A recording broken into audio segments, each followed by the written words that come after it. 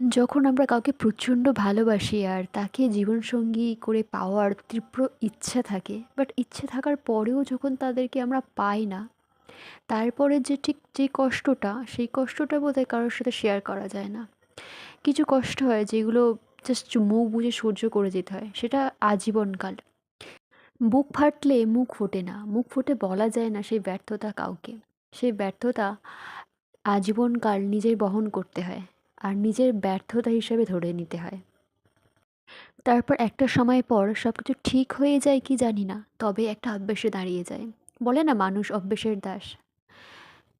কিন্তু মনের মধ্যে একটা আফসোস থেকে যায় চিরকাল, যে আফসোস কোনো কিছু দিয়ে পূরণ করা যায় না।